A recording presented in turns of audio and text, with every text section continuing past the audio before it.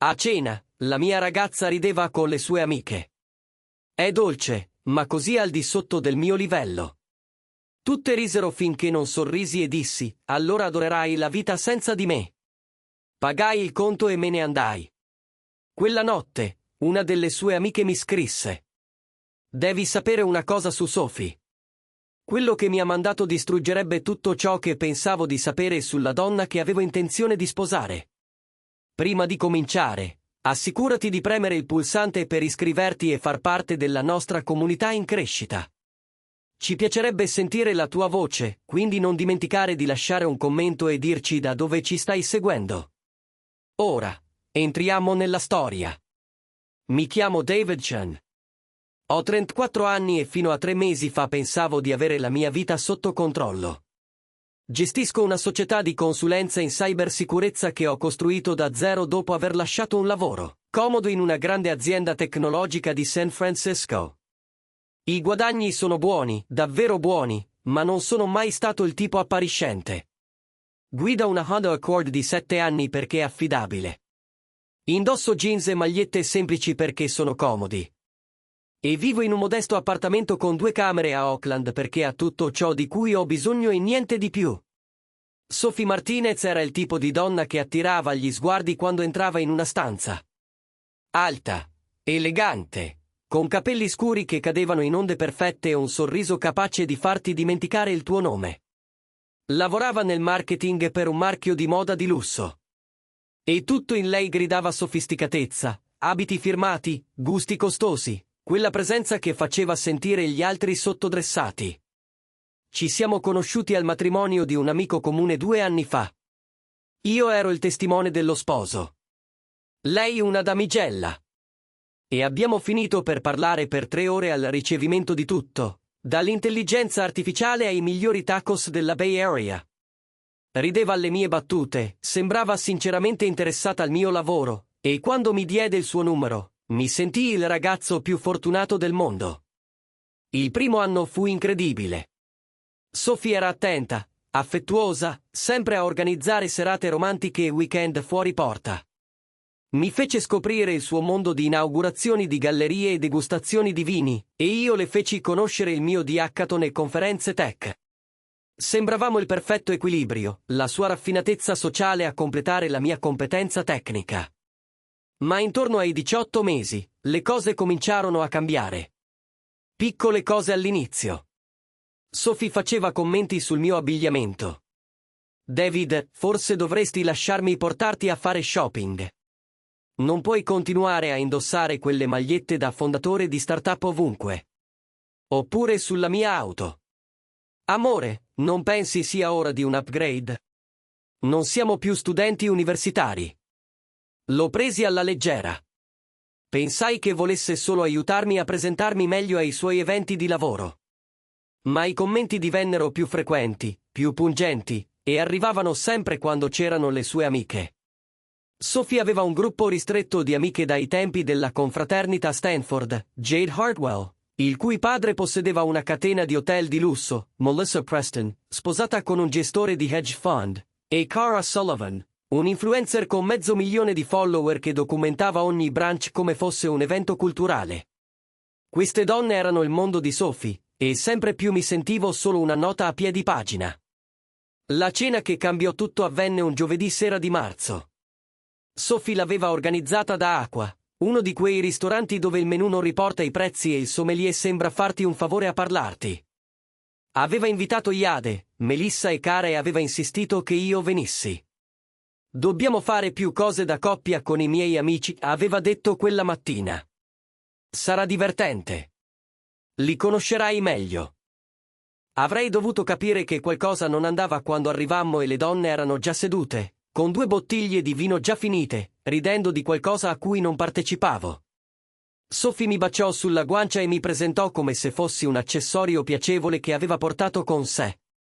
Ragazze, vi ricordate David, il mio genio della tecnologia? Il modo in cui lo disse sembrava più una stranezza che una carriera. La cena iniziò normalmente. Le donne parlavano di una prossima serata di beneficenza, di piani per le vacanze alle Maldive, di qualche dramma legato al divorzio di un'amica comune. Io ascoltavo per lo più, rispondendo ogni tanto a domande sul mio lavoro in termini comprensibili. Poi Melissa, al terzo bicchiere di vino, si rivolse a Sophie con un sorriso furbo. Allora Soph, quando finalmente cambierà quella macchina? Continuo a dire a Robert che dovremmo prestare a voi la sua vecchia Mercedes, ma lui dice che è troppo bella per regalarla. Tutti risero. Sophie si unì, la mano che cercava la mia sotto il tavolo, ma la stretta sembrava sbagliata. Finta. David è pratico, disse Sophie. Preferisce investire i suoi soldi piuttosto che spenderli in cose materiali. È quasi dolce. Dolce, ripeté Jade, facendo roteare il vino nel bicchiere. È un modo per dirlo. Un altro sarebbe noioso, ma non ci arriveremo. Risate. Sentii la mascella stringersi, ma non dissi nulla. La conversazione proseguì, ma i commenti continuarono. Piccoli colpi mascherati da battute sulla mia macchina, i miei vestiti, il mio appartamento, la mia scelta di risparmiare invece di spendere in esperienze di lusso. Poi arrivò il momento che distrusse tutto. Cara mostrava foto del suo ultimo viaggio a Parigi, e Sophie si entusiasmava dicendo che aveva sempre voluto soggiornare nell'hotel di cui Cara aveva postato le foto. Costa 2000 a notte, disse Cara. Ma ne vale la pena. La vista dalla suite è incredibile. Sophie sospirò drammaticamente. Un giorno, vero, David? Sorrisi. Un giorno, sicuramente. Stiamo parlando di Parigi per la luna di miele. Jade rise, un suono tagliente che si fece largo nel rumore del ristorante. Luna di miele? Che carino. Sophie, stai davvero ancora pensando a quello? Il volto di Sophie si arrossì. Ne abbiamo parlato. Ne avete parlato, ripeté Melissa. Ragazza, ne parli da mesi, ma diciamolo chiaro, può permettersi l'anello che vuoi davvero? Il tavolo si fece silenzioso per un attimo. La mano di Sophie lasciò la mia. Voglio dire, continuò Jade, chinandosi come per condividere un segreto, è dolce e tutto, ma Sophie, sii onesta con noi. Non ti è mai capitato di pensare che lui sia semplicemente, non so, sotto il tuo livello? Aspettavo che Sophie mi difendesse, che chiudesse la conversazione, che ricordasse alle sue amiche che le relazioni non si basano su soldi o status. Invece rise. Quella stessa risata che usava quando trovava qualcosa davvero divertente. Oh mio Dio, disse, coprendosi la bocca come se fosse imbarazzata dalla sua stessa sincerità. Voglio dire, sì, a volte è così dolce e intelligente, ma dai. Guarda dove sono io nella mia carriera. Guarda il mio stile di vita, e poi guarda lui che gira con quella Honda, vive in quell'appartamento, indossa vestiti da Target. Le donne scoppiarono a ridere. Una risata vera, crudele, come se non fossi seduto proprio lì, come se fossi uno scherzo interno che aspettavano di condividere. Sophie continuò, incoraggiata dalla loro reazione. Continua a pensare che crescerà con il suo successo, sai, che un giorno si sveglierà e capirà che può permettersi di vivere come se ce l'avesse fatta davvero. Ma no, è perfettamente felice di essere mediocre e comodo. A volte è davvero imbarazzante. Jade alzò il bicchiere a uscire con qualcuno sotto e sperare che si migliori. Tutte brindavano, compresa Sophie.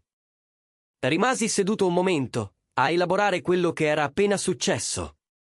La mia ragazza da 2 anni, la donna con cui avevo intenzione di chiedere la mano tra 2 mesi, mi aveva appena umiliato pubblicamente davanti alle sue amiche. E peggio, aveva pensato tutto quel tempo. Il cameriere arrivò con il conto. Sophie lo prese automaticamente, come faceva sempre quando mangiavamo con le sue amiche, aspettandosi che io passassi la carta di credito mentre lei si prendeva il merito di aver offerto. Non questa volta. Tirai verso di me la cartellina del conto, la aprii e vidi il totale. Quasi $1.800 per una cena per 5 persone. Estrassi la mia American Express nera, quella che usavo raramente perché preferivo mantenere un profilo basso, e la posai sopra il conto. Poi guardai Sophie dritto negli occhi per la prima volta da quando le sue amiche avevano iniziato la loro recita. Sai una cosa, Sophie, dissi, con voce calma e ferma. Hai ragione. Sono sotto il tuo livello. Molto sotto. Lei sbatté le palpebre, confusa dal mio tono. Voglio dire, continuai, guardando intorno al tavolo, voi tutte date valore a cose come macchine, vestiti firmati e vacanze da Instagram. Io do valore a cose come integrità, lealtà e a preoccuparmi davvero della persona con cui sto. Quindi sì, sono decisamente sotto il tuo livello, e onestamente è la cosa più gentile che qualcuno mi abbia mai detto. Il sorriso di Sophie vacillò. David, stavo solo scherzando. No, non lo stavi. Mi alzai, ritirando la mia carta. Anzi, sai una cosa? Dovresti provare la vita al tuo livello senza che io ti trascini giù. Sono sicuro che una delle tue amiche può coprire questo. Mi voltai per andarmene, poi mi fermai. Un'ultima cosa, Sophie. L'anello con cui avevo intenzione di chiederti la mano, quello di cui la tua amica Melissa era così preoccupata, è un diamante da 3 carati di Tiffany S. Costa più della tua macchina. Ma immagino che non lo saprai mai. Uscì da quel ristorante con tutti gli occhi puntati su di me. Il parcheggiatore portò la mia mediocre Honda e me ne andai dalla vita che pensavo di costruire. Il telefono cominciò a vibrare prima ancora che arrivassi a casa. Messaggi di Sophie, chiamate di Sophie, messaggi vocali pieni di scuse, spiegazioni e promesse che era stato solo il vino, che le sue amiche l'avevano spinta a farlo, che non intendeva nulla di tutto ciò. Ignorai ogni singolo messaggio. Quello che non mi aspettavo fu il messaggio delle 2 di notte da un numero che non riconoscevo. David, sono Jade. Jade Hartwell, dalla cena. So che probabilmente non vuoi sentire nessuna delle amiche di Sophie in questo momento, ma c'è qualcosa che devi sapere. Possiamo vederci per un caffè domani? È importante. Riguarda Sophie e non è una cosa buona. Fissai quel messaggio per 5 minuti interi. Jade Hartwell, la donna che aveva iniziato tutta quella conversazione sul sotto il tuo livello, voleva incontrarmi. Ogni istinto mi diceva che era una trappola. Un altro modo per le amiche di Sophie di umiliarmi o manipolarmi per farmi tornare con lei. Ma c'era qualcosa nel modo in cui lo aveva detto, riguarda Sophie e non è una cosa buona. Risposi, 10 del mattino. Blue Bottle Coffee su Broadway. Vieni da solo. Rispose subito, grazie. Non te ne pentirai. Passai il resto della notte sveglio, la mente che correva tra 1000 possibilità. Cosa poteva dirmi Jade che avesse ancora importanza? Sophie mi aveva già mostrato chi era davvero. Cos'altro c'era da sapere? Alle 9:45 ero seduto al Blue Bottle con un caffè nero, guardando la porta. Jade entrò esattamente alle 10, senza nulla a che vedere con la donna curata della sera prima. Niente trucco, capelli raccolti in una coda disordinata, jeans e una felpa di Stanford. Sembrava nervosa. Mi vide e si avvicinò in fretta, sedendosi di fronte a me prima che potessi cambiare idea. Grazie per avermi incontrato, disse, stringendo la tazza di caffè come se le servisse a scaldarsi, nonostante il clima mite della baia. Hai 10 minuti, dissi. Poi me ne vado. Giusto. Inspirò profondamente. Quello che sto per dirti farà male, ma meriti di sapere la verità prima di prendere qualsiasi decisione su Sophie. Aspettai. Sophie ti tradisce, disse Jade, da 6 mesi, con Ethan Marsh, un suo collega dell'ufficio. Quel nome mi colpì come un pugno. Ethan Marsh, il collega di Sophie, quello di cui aveva parlato distrattamente qualche volta. Il direttore creativo della sua agenzia, il tipo che guidava una Tesla e viveva in un attico a Soma. Come lo sai? Chiesi, mantenendo la voce ferma. Perché l'ho aiutata a coprirlo, ammise Jade, con un'espressione di sincero rimorso. Le serate tra ragazze di cui ti parlava? Metà erano con Ethan. Le conferenze di lavoro? Alcune erano weekend che passavano insieme. Ho mentito per lei. David, tutte noi abbiamo mentito. Perché? Chiesi. Jade distolse lo sguardo. Perché è quello che facciamo l'una per l'altra, o almeno pensavo fosse così. Ma ieri sera, vedendola umiliarti davanti a tutti, ho capito che stavo aiutando a fare qualcosa di terribile a qualcuno che non lo meritava. Rimasi a riflettere. Sophie conduceva una doppia vita. Tutte quelle volte che mi aveva baciato e detto ti amo, stava pianificando di passare del tempo con un altro uomo. C'è di più, continuò Jade. Sophie sta progettando di lasciarti da settimane, ma vuole aspettare dopo la cerimonia annuale della sua azienda il mese prossimo, perché ha bisogno di un accompagnatore e Ethan non può venire. È ancora sposato. Certo che lo è, dissi con amarezza. Ci ha detto che dopo la cerimonia finirà con te e inizierà a frequentare Ethan apertamente. Pensa che il divorzio sarà definitivo entro l'estate e allora potranno uscire allo scoperto. Perché me lo stai dicendo? Chiesi a Jade, guardandola negli occhi. Cosa ci guadagni? Onestamente, senso di colpa. Ti ho visto essere gentile e di supporto con Sophie per 2 anni. Sei uno dei pochi bravi, David. Vederla trattarti come se fossi usa e getta mentre fa la vita di coppia con un uomo sposato mi ha fatto capire che sono stata una persona terribile. Tirò fuori il telefono e scorse qualcosa, poi me lo mostrò. Screenshot, decine di messaggi tra Sophie ed Ethan, foto che si erano scambiati, prenotazioni di hotel, tutto ciò che serviva per confermare la relazione. Te li do, disse Jade. Perché meriti di sapere la verità e perché Sophie deve affrontare le conseguenze delle sue scelte. Guardai le prove, le mani sorprendentemente ferme.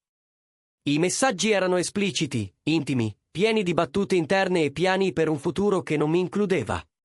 C'era persino un messaggio della settimana scorsa in cui Sophie scriveva, ancora 2 settimane alla cerimonia. Poi posso finalmente smettere questa farsa con David. Sono stanca di fingere. Mandamele, dissi a bassa voce. Jade annui e inoltrò tutto al mio numero. Cosa farai? Chiese. Mi alzai, lasciando il caffè intatto. Qualcosa che avrei dovuto fare molto tempo fa. Prendere il controllo della mia storia.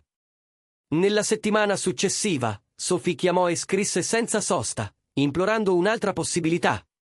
Si presentò 2 volte al mio appartamento, ma non aprii. Mandò fiori in ufficio con biglietti tipo, ho fatto un errore terribile, lasciami rimediare. Ignorai tutto. Mi concentrai invece sui miei piani. Vedi, Sophie aveva fatto un errore cruciale nel valutare il mio valore. Aveva pensato che, non spendendo soldi in modo vistoso, non ne avessi. Non sapeva che la mia società di cybersicurezza era stata acquisita 6 mesi prima da una grande azienda tecnologica per una cifra che avrebbe fatto sembrare la sua collezione di borse firmate una sciocchezza. Avevo tenuto l'acquisizione segreta, accettando un pacchetto di retention che mi pagava 7 cifre all'anno per restare come consulente durante l'integrazione della mia tecnologia. Avevo intenzione di dirglielo quando l'avrei chiesta in moglie. Pensavo sarebbe stata una bella sorpresa, la prova che la sua fiducia in me era ben riposta. Ora che i soldi avrebbero avuto uno scopo molto diverso. Chiamai il mio avvocato, Marcus Chen, e gli spiegai la situazione. Marcus era il mio legale da quando avevo fondato l'azienda, spietatamente efficiente nel proteggere i miei interessi. Quindi vuoi assicurarti che non possa toccare nessuno dei tuoi beni? Confermò durante il nostro incontro. In parte sì, ma voglio fare anche altro. Gli spiegai il piano e vidi il suo volto passare dalla neutralità professionale a un'ammirazione sincera. David è geniale. Assolutamente geniale e completamente legale. Facciamolo. Nelle 2 settimane successive ristrutturai tutta la mia vita finanziaria. Ogni bene a mio nome fu trasferito in trust e società a responsabilità limitata. Feci grandi donazioni a enti che Sophie diceva di sostenere ma a cui non aveva mai contribuito. Il Fondo per borse di studio tecnologiche femminili, il programma per i giovani senza tetto, il gruppo per la conservazione ambientale. Documentai tutto meticolosamente, perché sapevo cosa sarebbe successo dopo. La cerimonia annuale della sua azienda era fissata per un venerdì sera al Fairmont Hotel. Era il loro evento più importante dell'anno, con clienti, partner e leader del settore. Sophie mi aveva mandato i dettagli 3 volte, convinta che sarei venuto come il fidanzato perfetto che si aspettava. Io avevo altri piani. 2 giorni prima della cerimonia, preparai una presentazione digitale. Niente di sofisticato, solo una semplice slideshow con screenshot dei messaggi di Sophie con Ethan, foto di loro insieme prese dai social che credevano private, e una linea temporale della loro relazione incrociata con le tappe della nostra storia. Ogni "io ti amo" che lei mi aveva scritto corrispondeva a un messaggio a Ethan dello stesso giorno. La inviai a Marcus per una revisione. La sua risposta arrivò in meno di un'ora. Questo distruggerà la sua carriera e la sua reputazione sociale. Sei sicuro di volerlo fare? Pensai a Sophie che rideva con le sue amiche, ai mesi di bugie, al fatto che avesse pianificato di usarmi un'ultima volta prima di scartarmi. Sono sicuro, risposi. Poi chiamai Jade. Ho bisogno di un favore, dissi quando rispose. E prima che accetti, sappi che questo brucerà la tua amicizia con Sophie. Quell'amicizia è già morta, disse Jade. Cosa ti serve? Le spiegai il piano. Jade tacque a lungo, poi rise. Una risata vera, non quella crudele della cena. Davidson, sei un bastardo magnifico. Ci sto. Cosa devo fare? La sera della cerimonia non andai al Fairmont. Andai a cena in un piccolo ristorante thailandese a Berkeley con i miei veri amici, persone della mia azienda che mi conoscevano, mi stimavano e non mi avevano mai fatto sentire sotto il livello di nessuno. Ma la mia presentazione arrivò alla cerimonia. Jade aveva convinto l'organizzatore dell'evento, un'amica della sua confraternita, che c'era un video tributo speciale per Sophie da proiettare durante l'ora del networking prima della cena. Alle 7:15, mentre Sophie rideva con i colleghi e Ethan stava a distanza per mantenere le apparenze, i grandi schermi nella sala cambiarono dal logo aziendale alla mia presentazione. La sala cadde nel silenzio mentre i messaggi di testo di Sophie apparivano in lettere alte 6 metri. Non vedo l'ora di lasciare David dopo questa stupida cerimonia. Mi è servito. Ancora 2 settimane a fingere di essere la fidanzata perfetta. Poi sono tutta per te. Ethan e io stiamo pensando di andare a vivere insieme appena il suo divorzio sarà definitivo. David non se lo aspetterà mai. Gli screenshot continuarono, ognuno più compromettente del precedente. Foto di Sophie ed Ethan in viaggi che credevo fossero di lavoro. Ricevute d'albergo. Messaggi che mi deridevano la moglie di Ethan, pianificando il loro futuro mentre distruggevano 2 persone che si erano fidate di loro. Secondo Jade, che aveva filmato tutto col telefono, il volto di Sophie passò da confuso a pallido a completamente terrorizzato in circa 30 secondi. Ethan cercò di andarsene, ma fu bloccato da una folla di colleghi sbalorditi.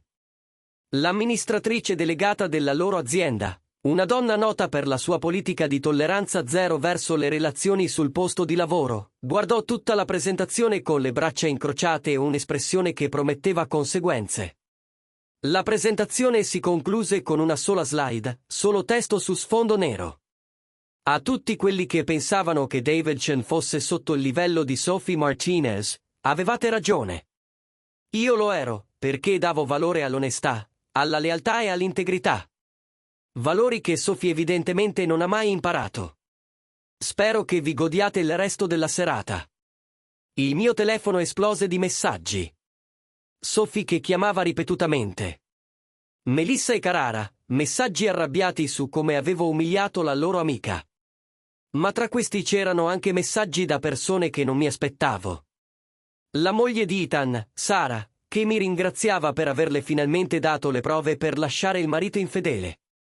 L'amministratrice delegata di Sophie che chiedeva i miei contatti per una dichiarazione ufficiale. E decine di persone del settore presenti alla cerimonia che mi dicevano di rispettare profondamente quello che avevo fatto. Le conseguenze furono immediate e brutali.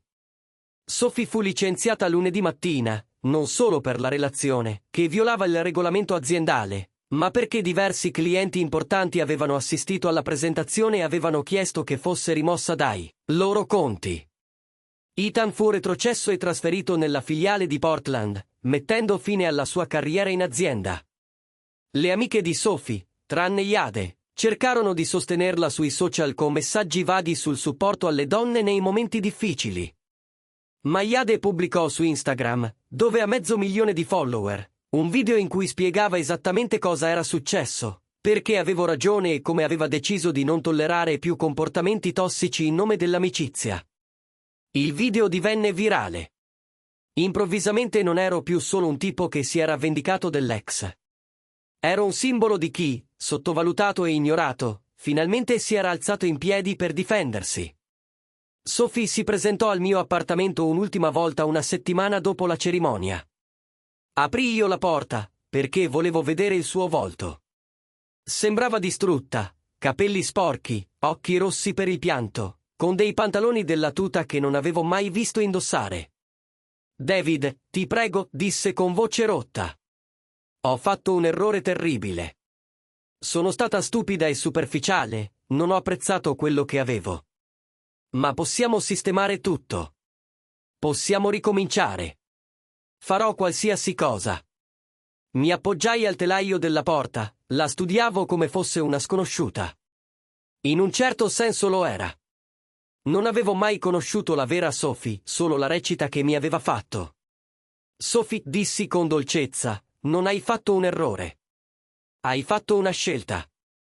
Centinaia di scelte, in realtà. Ogni volta che mi hai mentito, ogni volta che ti sei incontrata con Ethan, ogni volta che hai lasciato che le tue amiche mi prendessero in giro e ci hai partecipato, erano tutte scelte. Lo so, sussurrò. E mi dispiace tanto. Se mi dai un'altra possibilità, ti dimostrerò che sono cambiata. Sarò migliore. Te lo prometto. Scossi la testa. Il fatto è che non voglio che tu sia migliore. Non per me, almeno. Perché anche se cambiassi completamente, anche se diventassi la persona più onesta e leale del mondo, non potrei mai fidarmi di te di nuovo. E una relazione senza fiducia non è una relazione. Sono solo due persone che fanno finta. Il volto di Sophie si contorse. Quindi è finita.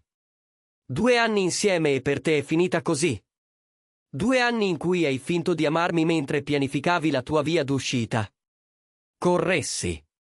Sì, è finita. Ma Sophie, voglio che tu sappia una cosa. Non ti odio. In realtà mi dispiace per te. Per me, la sua voce si alzò. Hai rovinato la mia carriera, la mia reputazione, tutta la mia vita. E ti dispiace per me. Mi dispiace per te, continuai calmo. Perché hai passato 2 anni con qualcuno che ti amava davvero, che ti avrebbe dato qualsiasi cosa avessi chiesto, che stava progettando una vita con te. E tu hai buttato tutto via perché ti interessava più come apparivo sulla carta che chi ero davvero. È triste, Sophie. È un modo triste di vivere. Feci un passo indietro e cominciai a chiudere la porta. Addio, Sophie. Spero davvero che tu capisca cosa conta davvero nella vita, ma dovrai farlo senza di me. Chiusi la porta sulle sue lacrime, sul passato di 2 anni, sulla versione di me che aveva accettato di essere trattata come inferiore. 6 mesi dopo, sono seduto nel mio nuovo attico a San Francisco. Sì, finalmente ho fatto l'upgrade. Non perché Sophie mi avesse fatto sentire in dovere, ma perché ho capito che ero stato così concentrato a non sembrare materialista da negarmi cose che volevo davvero. La vista sul Bay Bridge è spettacolare. Il mio ufficio in casa ha tutto ciò che serve per gestire la mia attività di consulenza e iniziare a sviluppare la mia prossima impresa di cybersicurezza. Nel garage ci sono sia la mia Honda Accord, che funziona perfettamente, sia una Tesla nuova che ho comprato perché la volevo, non perché qualcuno se lo aspettasse.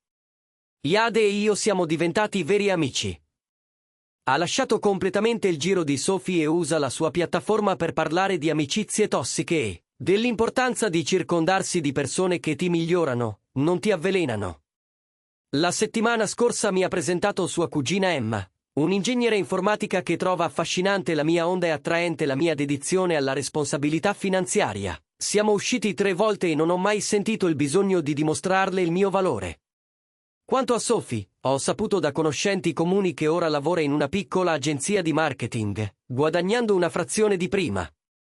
La moglie di Ethan gli ha portato via tutto nel divorzio e lui vive con i genitori mentre cerca di ricostruire la carriera. A volte mi chiedono se rimpiango come ho gestito la situazione, se sono andato troppo oltre con l'umiliazione pubblica. La mia risposta è sempre la stessa. Sophie mi ha umiliato pubblicamente per prima.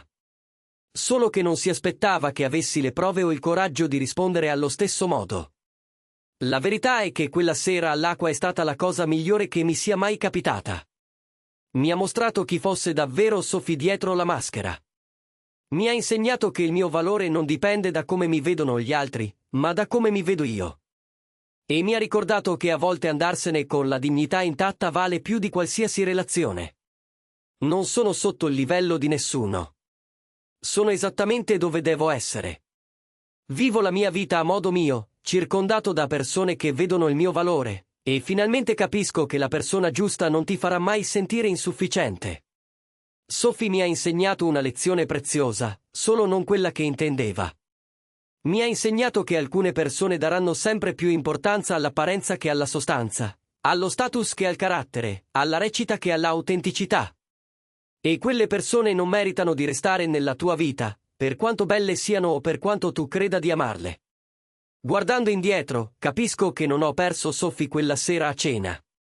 Ho trovato me stesso.